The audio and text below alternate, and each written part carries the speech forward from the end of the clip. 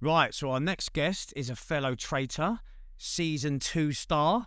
Ash, welcome to the show. Pleasure to have you on. Thank you for having me here. How are you? I'm fabulous, as always. Hold on, I've just realised you're our first traitor. First traitor. She is. Apart from you, but you weren't a real traitor. Fake traitor, wasn't I? You're a fake traitor. You're actual. An actual traitor. She's an OG traitor. Also, yeah. probably the only female traitor from my season. Yes, absolutely. See, it was all too. men, as Claudia pointed out. Yeah. The only South Asian woman from both seasons. Yes, Ash. Love that. So I loved watching you on season 2, and this is one of the reasons I'm very happy that you're here today, because I felt that on season 2 you were a bit more filtered, and now you get to be unfiltered. Unfiltered. I've never seen someone so happy being told that they are allowed to swear on a podcast. Oh, she's ready. She's ready. Yeah.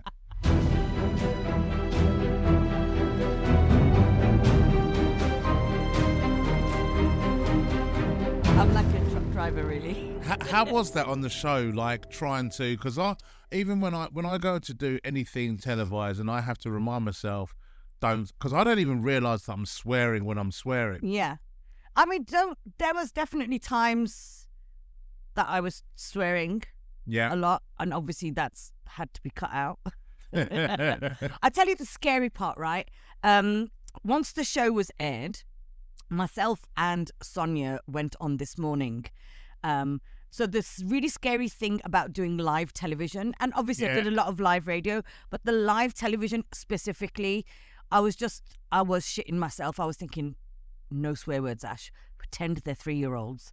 No swear words. Do you know what I mean? Very different environment, isn't it? Yeah, when you go I live. did that on BBC Radio promoting my tour, and I didn't even realise. Just halfway through it, they suddenly, I heard it go, we'd like to apologise for the language used. I was like, what language? They're like, oh, you swore. I was like, fucking didn't. Oh, dear. Because I think, you know, some people are really weird about swearing, aren't they? I just think, get out of the 20s. Do you know what I mean? Yeah. Swear away. I think it depends. We see it in comics a lot. So you'll have comics. Some people will swear out of nerves, and we see that on stage. Yeah. But I think if it's a part of your language, but I'm like, if you're swearing at me, it's very different to swearing. Of course, yeah. But also, you don't want to be swearing constantly just for no reason. No. But sometimes you need to add a fuck or a shit or a motherfucker into something.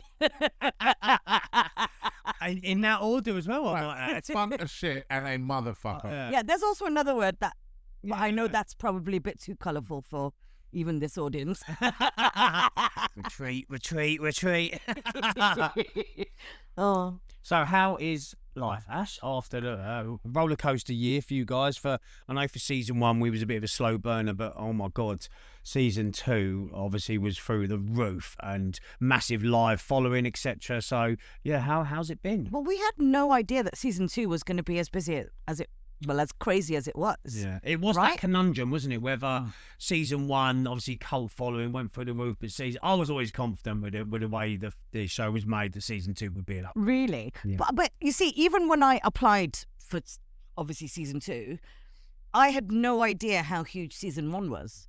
I didn't even know. I only discovered how huge season 1 was after we had finished filming our season. Did you watch season 1? Yes, which is why I applied, because during lockdown we used to play Werewolf on Zoom every single week. It was the thing that got us through, and it was our werewolf team that was like, hey guys, have you checked out this show called Traitors? And I was like, what the fuck is this shit? You know what I mean? Fuck is this shit? Yeah. What is this track? And then I think after it had aired, I'd started watching it and I was hooked. And I immediately watched it back to back twice, like the season 1, immediately once after each other. Mastering it. Yeah. Skills. No, I wasn't even thinking of applying. Okay. No, I was just like, this is brilliant. I need to watch it again.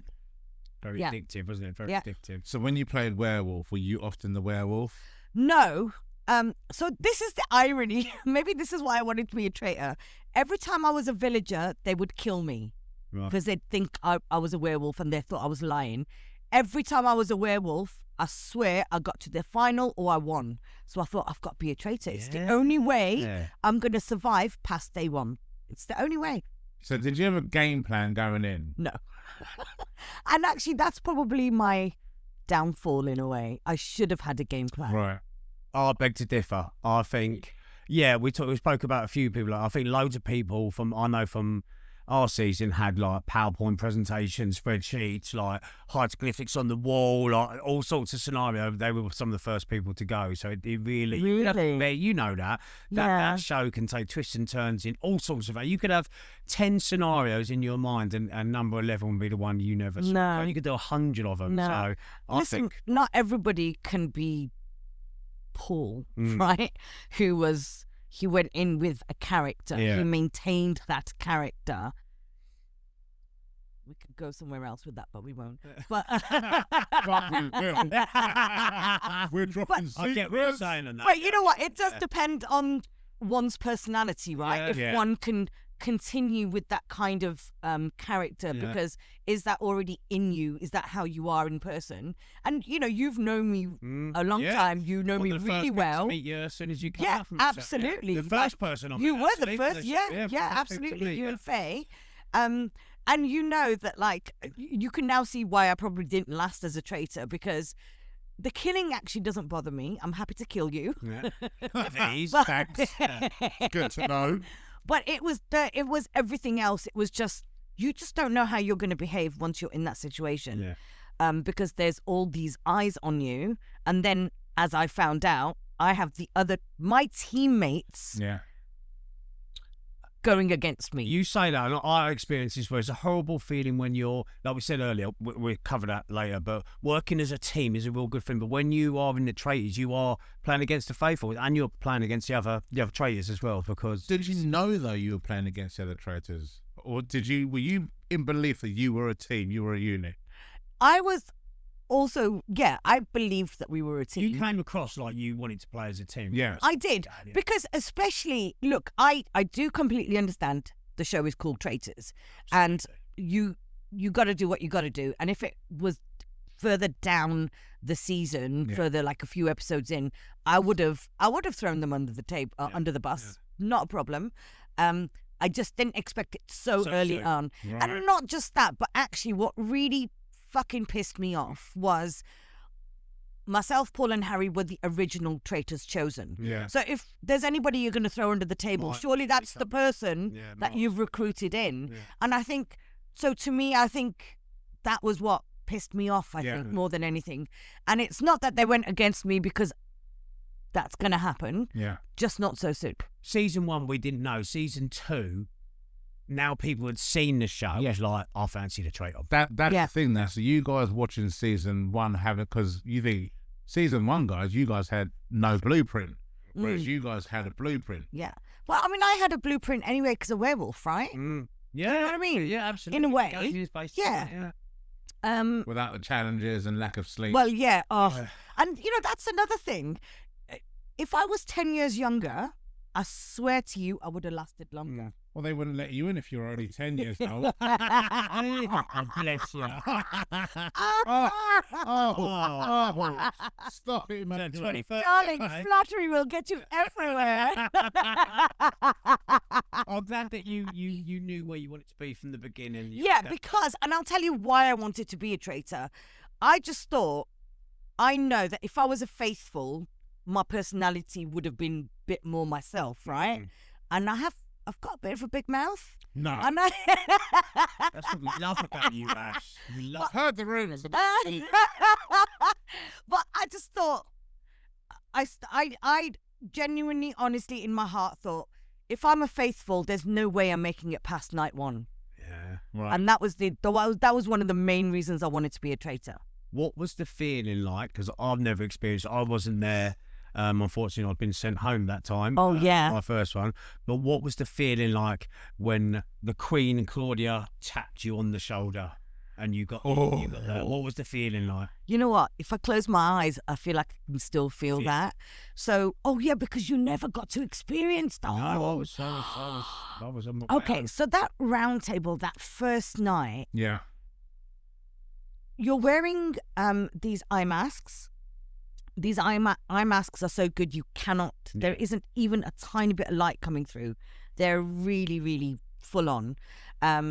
So when you have one of your senses taken away from you, your other senses are heightened, right? So you have all these people around the table, and all you can hear are Claudia's shoes, footsteps, right around the table, and there's stopping and starting and stopping and starting and to the and point. That's on purpose, I might add. Yeah, isn't it? Yes. So you can hear where she's stopping, because on the edit, when we watch it at home, you don't see her stop. You see her continue, and obviously you don't hear the footsteps. No. So you see her walking around and tap people, but you can hear her stopping. Well, you can hear her stopping, but it's also a ruse, right? Yeah, absolutely. Yeah. Because she's trying to throw you off, because she's not going to stop at somebody she's going to pick as a traitor. Yeah.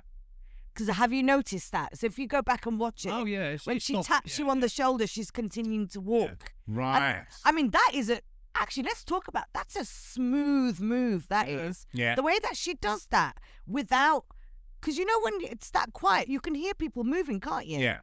You don't, nothing. So, yeah. Well, it's the reaction of it. I remember watching it, and then I think Diane was the one that heard Harry deep breathing first of all when he got tapped. Because sometimes you can't, the excitement, like Alyssa in series 1, when she got tapped, you see her smile. Yeah, it's an iconic moment when she smiled, and like she was the first traitor to be selected. So like you could see the buzz on her face. Amanda didn't, no reaction at all.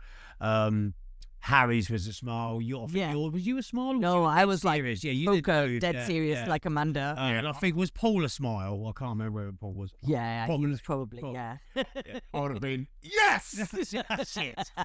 Woo! Someone's getting killed tonight.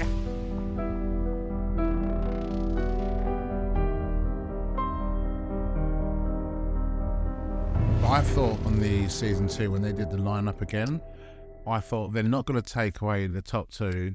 Maybe they'll take away the bottom 2. Maybe they'll take away the middle. I did think someone was going though. Did you? Yeah. I didn't think they would do that. No, I saw it, but watching it back, it was a lovely little moment for me, because it was a gesture back to season 1, and obviously it's such an iconic. There's no way they were going to do the same thing. No. Well, I love the reactions of everyone shitting their pants, basically. Yeah. And, oh my god! Because they could have done it with everything. Because your one was. What end was yours? So I was adamant, and I still think, who knows what was mysterious ways worked in the background, but I was adamant, if you're the cocky one at the end, you're the confidence one, they might go, okay, let's see how cocky you are. They might do it, but it's because I went to the other end, I went to the bottom end, least likely to win. So that's why I thought this time, because you could have gone least likely to win again, or most likely to win, get rid of them. Yeah. People that are unsure in the middle, get rid of those guys. It could have been too predictable second time. But also, I wanted it so bad though. But let's really think about one really important thing, and that's the rules of the game. Yeah. The rules of the game is you're only leaving if you're being either killed or banished. But we never knew that on our ones. No. We were just sent. So that's what Claudia said when she brought us back. You can only leave the show if you are murdered or bad. There's no other way. There's no other way. Yeah. Yeah.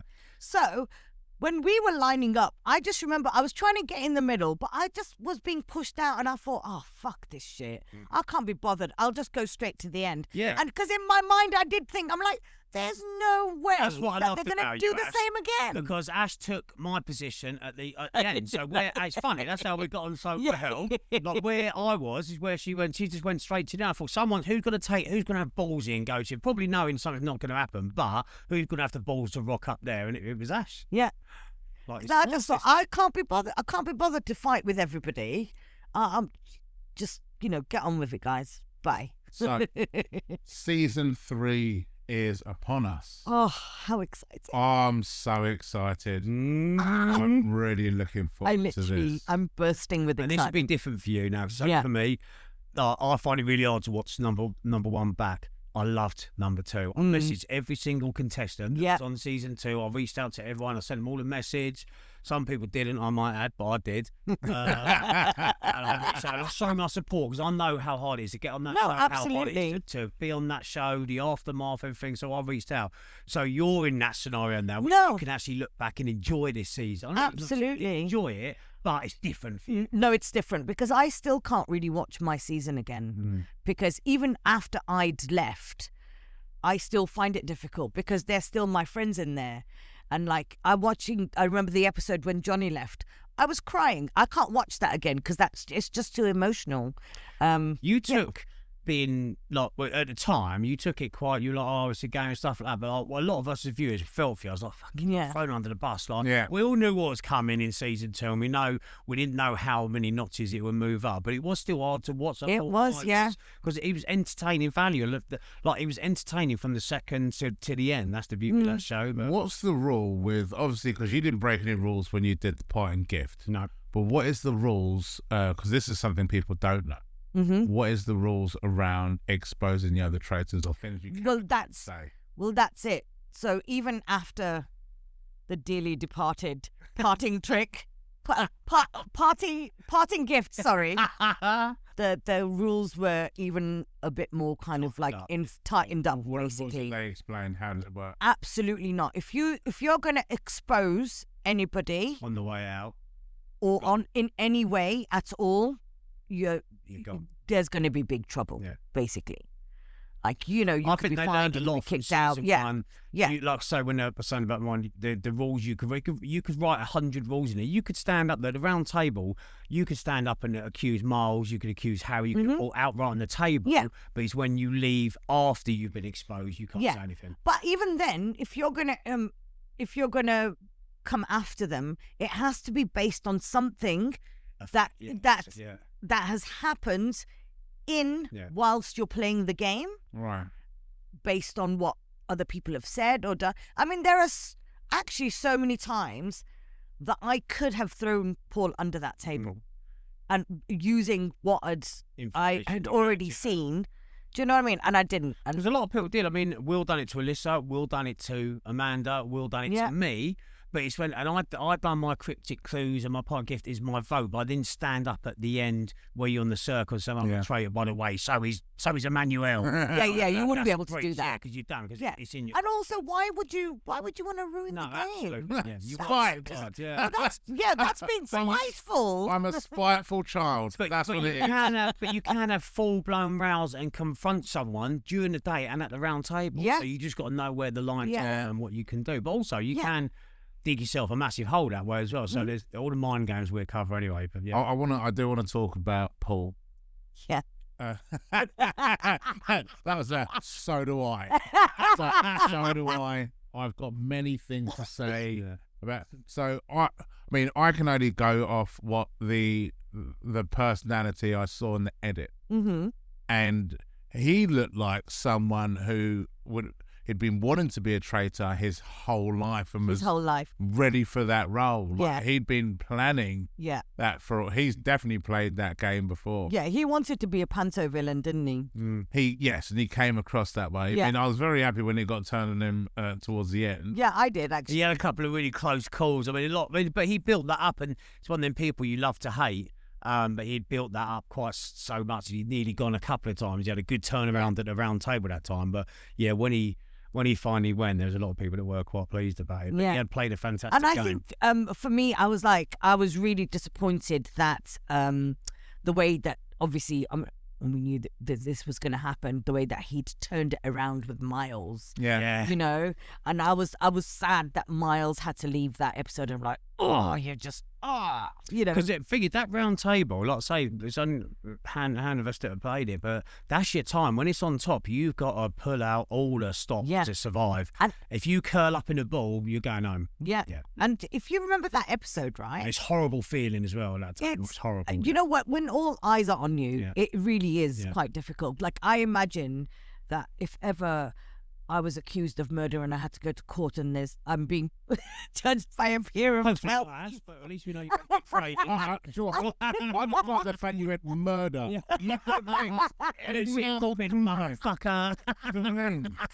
You could have gone, if I get done for shoplifting, you could have gone anything else.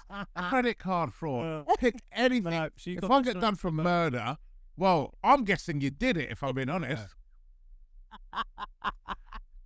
That could get me as your character witness. So we had on a podcast where she tried to kill people then. But yeah, so actually just go back to that particular episode when Miles and Paul's were going on at each other.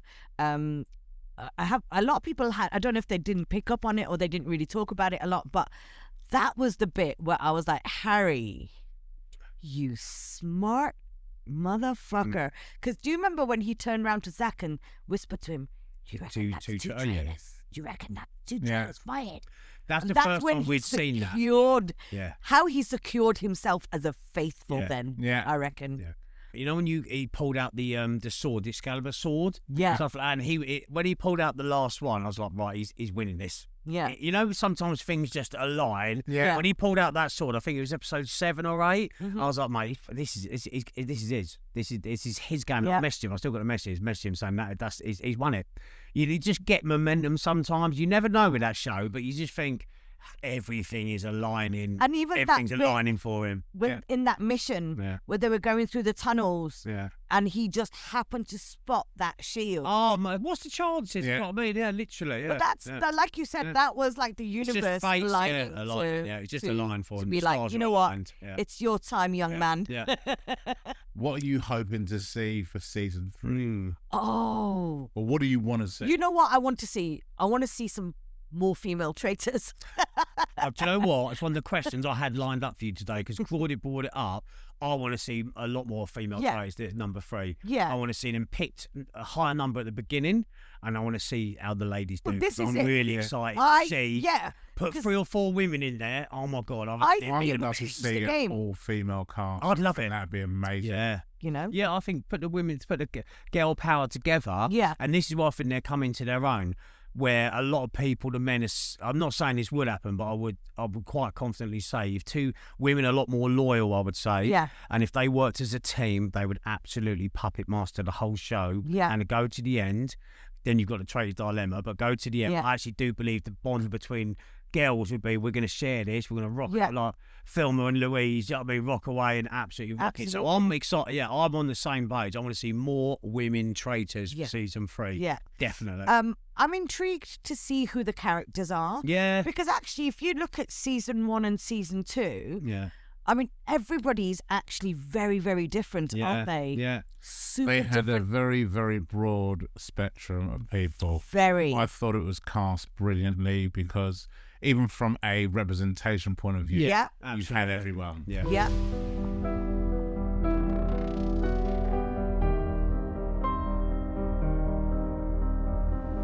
I really feel for season 3 cast because you've been there, we've been there. It's a long run up. I bet they are literally scratching the walls for the announcement to come out. We've had the first bit of marketing, but first, and also I'm looking forward to meeting them. I think they're gonna be releasing the trailers.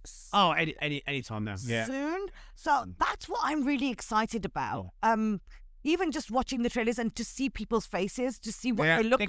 The game is the cast that make it. Yes, without a doubt. And like you said, just to reiterate, I think the Traitors Studio Lambert casting team are absolutely amazing. I think a lot of and I see it because I've watched it. I'm not massively into reality shows, but I can see a lot of traitor-esque missions, casting have come into a lot of other reality shows. Yeah. I think it's like a reset button for traitors, and you can see it. Yeah. This year's I'm a Celebrity casting is absolutely fantastic. Do you know what I mean? Because, and I think Traitors without a doubt, because the way that the Traitors has been casted, you know, it really showed the UK that what people want is real people. They don't want these fake kind of Love Island. Only perfect. Do you know what I mean? Like, people just don't give a shit about that. They want real. They want real, genuine, normal, regular people. And and as you said, have you noticed, like, even these new shows that are coming up, they're really rethinking how they're casting people. You want more of the norm. Yeah, because you want it becomes people relatable to be able to relate to you. Yeah. What was your favourite Traitors moment, with you included, and with after you've gone? Special moments that you like, your favourite. Oh my God. I think rocking up and meeting everybody, and then seeing Claudia for the first time. And I actually just that whole thing. Actually, if you think about, and you will remember this, when you're driving up that driveway to that castle. Yeah. And honestly, I mean, obviously it's I knew it was a castle, and I knew it was going to be lovely, but in person, you're doesn't just prepare like, you, does it? Yeah. Wow. Yeah, I'm here. Yeah. Oh. And what a feeling as well for the cast, obviously, again, different from us, but for season 2 and especially for season 3 and about to be for season 4, how just well done for getting on the show in the first place. Like, out of all the God knows how many hundreds of thousands of people that are in for it now, it is driving up that driveway. You should feel proud of yourself because like you're there. It's crazy. Fuck knows what's going to happen in the next 10 minutes, but you're there. Yeah, but who knows, right? I mean, it was online somewhere. I was reading about application numbers, and apparently, I don't know how true this is, guys, but apparently season 2 had about 125,000 applications. I heard it was even more than that. Really? I heard it was up to nearly 250,000. Really? No, I think that was for season 3. Oh, okay. Yeah. Oh. So, like, just to even be one of 22 chosen. Yeah. How nuts is that? It's a massive. People say, it does mean a lot. It's a massive achievement. Because remember what we said, you've got the pools of people that they will look at from different backgrounds, different walks of life, and you've filtered yourself down to that to number 1 because you're there. I'd love to know what their casting process is. How you know what? filter down. People do ask all the time, don't they? I bet you get this. Oh, I want to apply for the Traitors. Tell me anything. Yeah, all the time. And I'm like, listen, there is no secret. Yeah, I'd just say mine is any tips? Be yourself. That's the only advice anyone can give you. Just be you. Please don't pretend to be somebody else. Don't pretend to be this. Don't pretend. Just be yourself. And you know what? Honestly, and this, you may not want to hear this, but if the universe has decided it's your time, then it's your time. Yeah, I love that. And that's just the way it is. And you can't. Yeah. That you can't. Do you know what I mean? You can't argue with that, can you? Yeah. Very grateful for this show. I'm very grateful for the opportunity you've given me. I believe you pave your own way on it, but like the opportunity you've been given is amazing, and it has opened up a lot of doors. Yeah. But also, I've met some fantastic people. I've been lucky enough to meet some TV icons that know who I am and stuff. Quote the parting gift. I've had loads. I'm very blessed. I met some amazing people, and I was lucky enough to meet Emmanuel 2 years ago. I think it was just when the show was it 2 years ago. It must be a year and a half more. It was just after season 1 came out. So early 23. So it would have been just under 2 years. And I think this is a really good little magic combo here. Oh, mate, and I wouldn't have. You're absolutely right. Like, I wouldn't have thought of putting you together with Emmanuel at all. Do you know what I didn't want to do one with another Traitors. No, I know a couple of others done it, and there's been some amazing podcasts. I've loved listening. You've all listened to. We all listen to her. It's good to. I mean, some of them they don't get it all right all the time, but they still love opinions. Opinions. That's what makes us diverse. So, but I always had my up, and then when I thought about 6 months ago, I was like, Emmanuel. I think if that can work. And when I voice noted him saying just. Because we were talking about celebrity traitors. If messaged him and said, "Would you do the celebrity traitors?" I think you'd kill it. Well, what me? No, and then I said, "By the way, I've got an idea. Don't know whether you'd be interested or not. Would you?" And I just voice noted him. He went, "Who is this?" Let's get this number. Kieron who?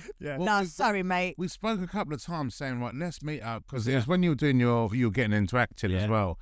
I was like, let's meet up, let's sit down and see if we've got any ideas. And then he had this. I was like, it just when you hear something, you go, it works. I've been wanting to do a podcast for about 5 or 6 years now.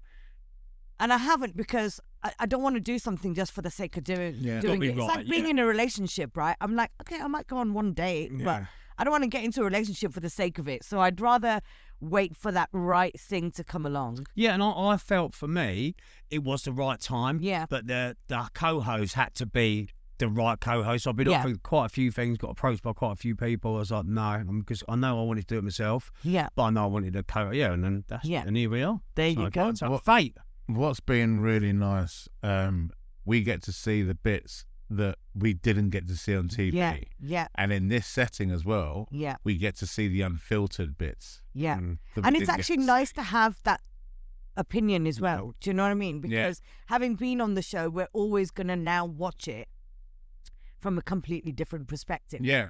It's like when I watch porn. Yeah.